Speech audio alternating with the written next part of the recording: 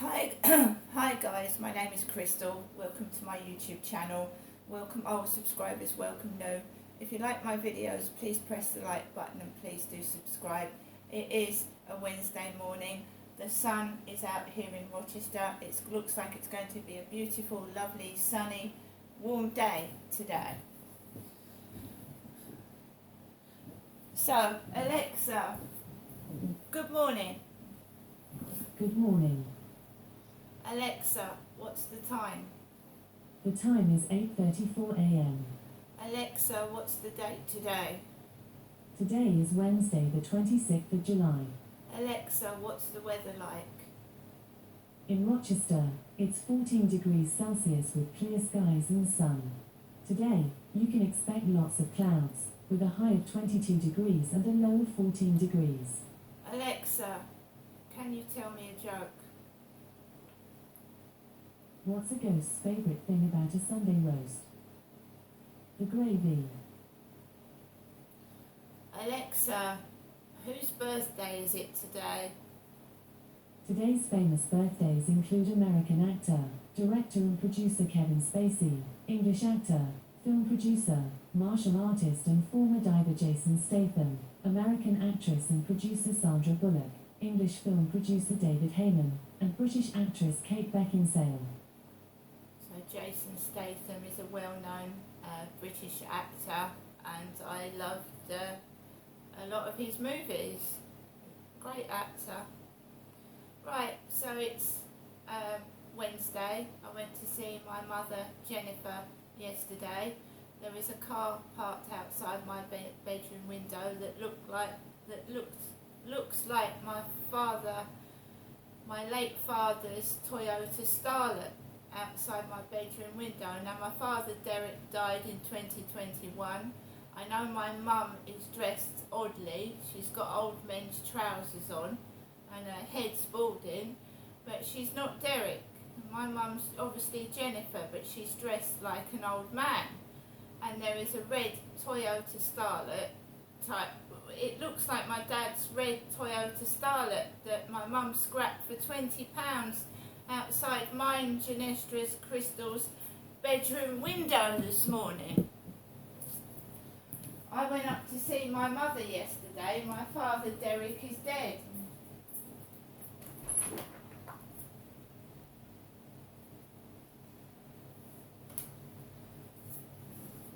There was a car coming down the road yesterday with DT in capital letters. DT, Derek Trower. My father's initials. He's dead.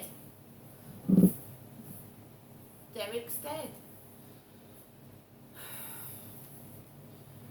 Well, I don't know why my mum is dressed like an old man. She's been doing it since I came down to Chatham from Gloucestershire in 2008. She's been dressing like an old man. My mum used to dress in wonderful tops and skirts. She used to be vibrant, and she changed when I came down in 2008. My mother had changed. She wasn't the mother I knew. My mum used to change her clothes. She never used to wear the same trousers every day. She changed her clothes. She always looked after her appearance, but when I arrived from Gloucestershire on the 3rd of September 2008, my mum was dressed like an old man. I don't know what had been going down in Kent with my mum and dad, because I was up in Gloucestershire for 22 years before I came down. I felt forced to come down in 2008, and my mum and dad were totally different to the parents that I knew when I'd left Chatham in 1987. So I'd spent 1987 to 2008 living with my ex-husband in Gloucester before I came and returned to Kent in 2008, 2 days before my father Derek's birthday, and my dad's birthday was on the 5th of September. So my birthday's on the 27th of September, and my father Derek's was on the 5th. And I came to Chatham on the 3rd of September 2008, 2 days before my father's birthday. Anyway, let's go back to yesterday. Yesterday evening, around 5 o'clock, I returned home from my mother Jennifer's in Chatham, and I was driven back by an elderly Asian man. He must have been about 70, 75, driving a taxi. Very, very skinny Asian man with white hair, and he helped me with my bags out of the boot. I came round the back of the flats and I went into my flat by myself. I don't invite strangers into my flat, right? A taxi driver is a stranger. I went to see if I had any post. I didn't have any. I came upstairs in the lift with 2 heavy bags and my handbag. I came into my flat and my dog looked okay, untouched and unharmed, and my cat was in the same room as my dog, because I left my dog with my tortoiseshell cat Nicky, so that he's got company and doesn't bark and cause disruption when I'm out. Because I care about my pets, I care about the noise, and I don't want my dog barking incessantly. So I make sure Max has got company.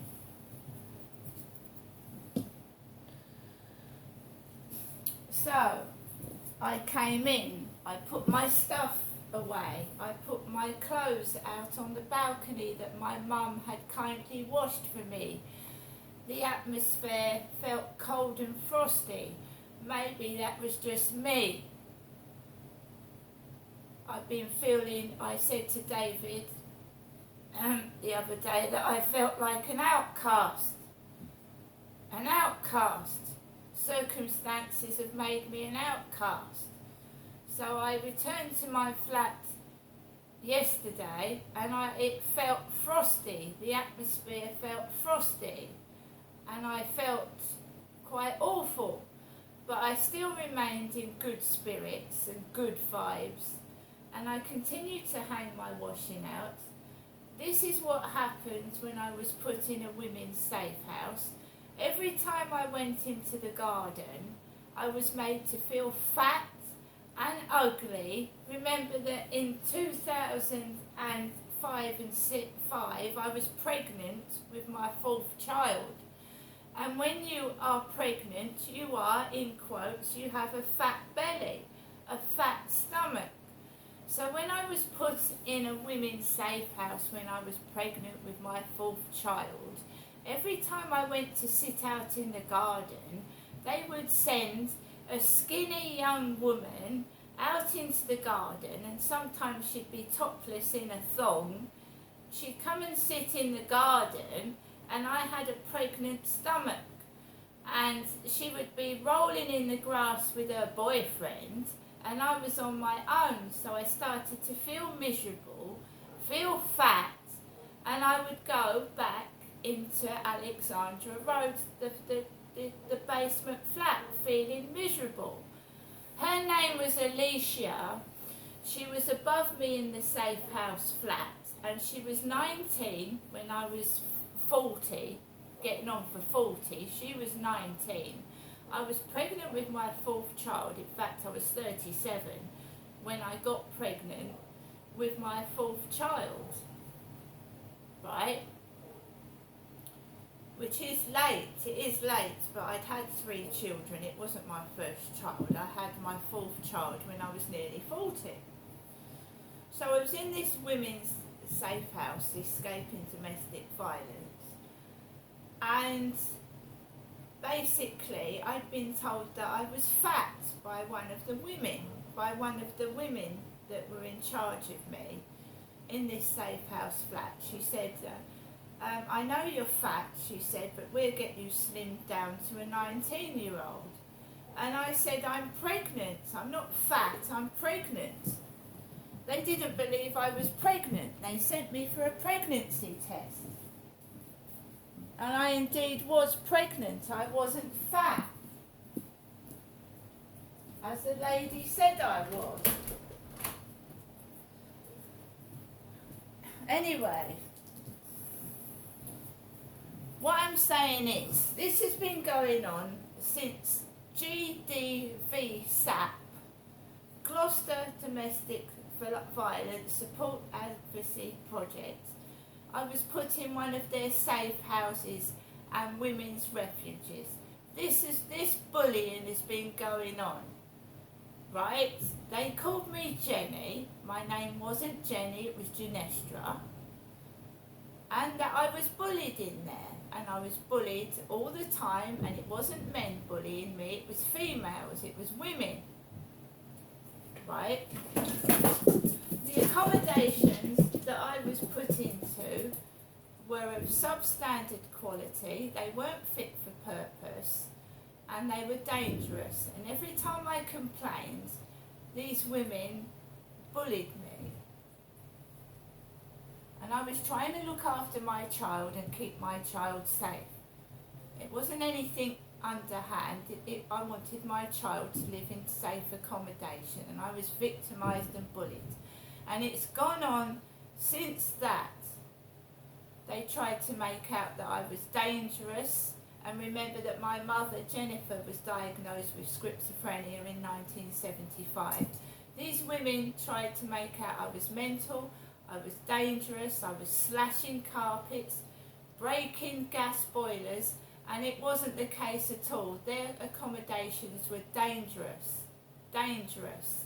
I was getting headaches, nosebleeds, and it could have possibly been carbon monoxide poisoning because their gas fire wasn't safe and neither were their gas boilers. And they tried to put the blame on me, as most people do when they're guilty of something. They try to transfer the blame to someone else because they're a coward and they don't want to go to prison. That's all it is. Right. So I came back yesterday and I tried to relax, even though there was a frosty, horrible atmosphere down this street. Deadly silent, deadly quiet. Every time I go out on the balcony, people shut their doors and I feel like I can't even stand or sit on my balcony. I go out to water my plants and it's only a balcony, I haven't got a garden, and I feel like I've got to come back indoors and not be seen. Not be seen, if you know what I mean. Right, last night I did take Max out for a walk. I wasn't depressed. I had been upset on Monday. I felt awful. I'd rung my mother.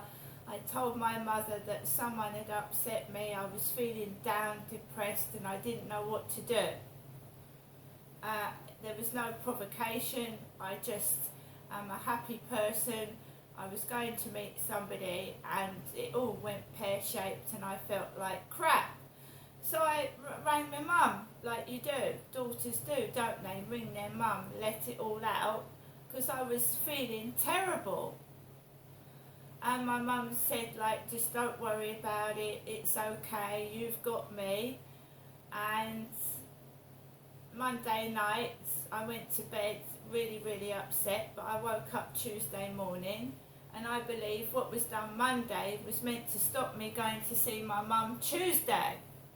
They didn't want me to have any money, any food. They wanted me to be stuck in my flat, miserable, not suicidal, just miserable.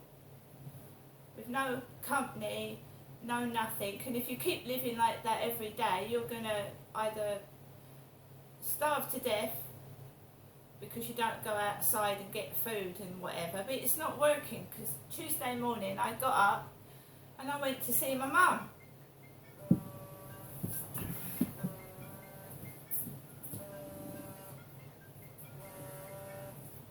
Phone's ringing. Wait a minute. The phone's ringing. It'll go away. Right. So, I went out last night. I wasn't feeling in the best of spirits, in the best of moods, and the field was empty. There was no one on there at all. Nobody. I'd been feeling depressed, feeling upset, feeling not lonely, but like outcast. And I went onto the field. There was nobody on there at all. It was so the atmosphere was so unfriendly, so uninviting. I felt awful, but I carried on walking Max, trying to cheer myself up with music, and keep saying, these bullies, it doesn't matter, it doesn't matter, it doesn't matter. Keep being yourself, ignore it. And I got into my flat, and there was obviously just me and the dog and the two cats. And my mum had rung, and I said, Mum, yes, I have got home safe. I didn't invite that old Asian man into my flat. He's gone. And basically, because that's what some people do when they're lonely. They go outside, start speaking to strangers, invite God knows who back into their flat just because they're lonely and have got nobody. I don't do that. I don't do things like that. No matter how hard it gets, I'm going to keep carrying on. And I'm not lonely. I'm not being coerced by sexual bullies. Being intimidated, frightened into going up to people and ending up having sordid sex with strangers. It's not happening. I don't want that. The way I was treated in 2005 and beyond has been despicable, disgusting, like some filthy wild animal passed around from man to pillar to post. And I got myself out of it in 2006 when I said, no, I don't want any more of this. If you want to meet me, you're not coming back to my flat. I put a stop to it in 2006. It's not happening anymore. Being rude to me, bullying me, say I stink, say I smell, men laughing at me, men pushing me about. I'm not being coerced into being sexually abused like I was with my father. It's not happening anymore. I put a stop to it, right? I don't mind if I've got no one in my life. If people in my life haven't got a positive attitude, haven't got a nice word to say about me, they can fuck off. Simple as that.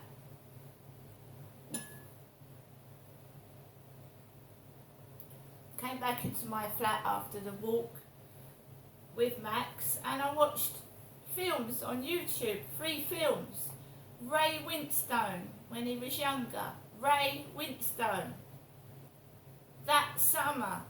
Then I watched a film about an ex-boyfriend of a woman who stole her daughter, kidnapped her daughter, because he was an ex-boyfriend, angry with his girlfriend for reporting him to the police and putting him in prison.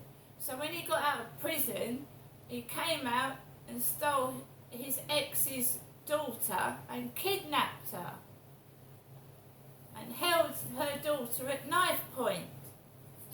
And he made his ex-girlfriend do humiliating things, because if she didn't do them, he threatened to stab her daughter to death. He threatened to stab her daughter unless she did a dance in front of these men. She had to put this skimpy dress on and almost give herself to dirty men, because she was being, he had her daughter, and if she didn't do as she was told, he was going to stab her daughter to death. So she had to do it, or he was going to kill her daughter. So he was degrading his ex-girlfriend by telling her to do things, and if she didn't do them, he'd kill her daughter. And she had to do them. And she had to leave this woman almost dying of a heart attack. He said, your daughter or that woman that's dying. He said, you choose. And she had to run out because he would have killed her daughter. He had a knife in his hand. Maniac. I watched those 2 films and then I went to bed. And no word of lie, I've got up this morning.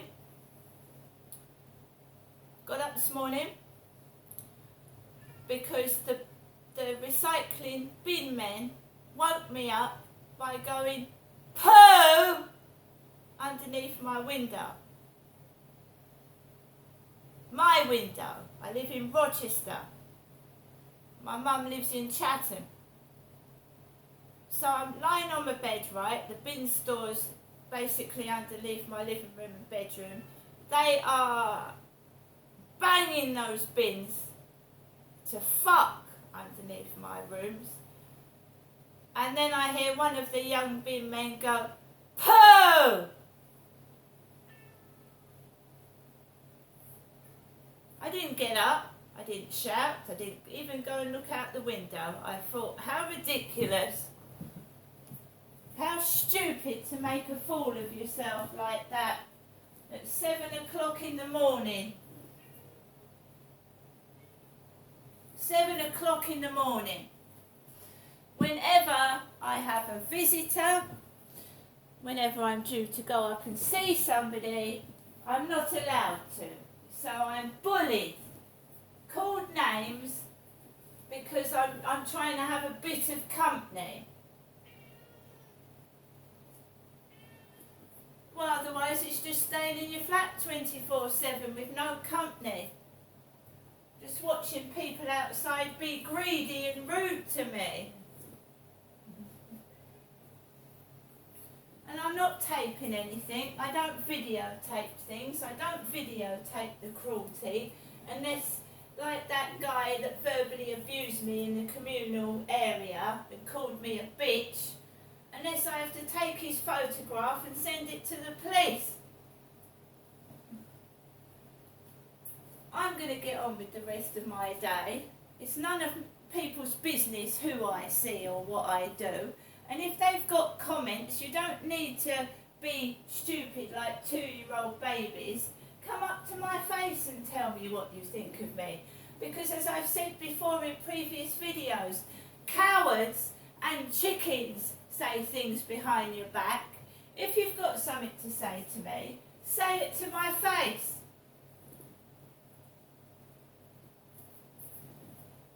Right? No more of this. Not taking any notice of you. See you later.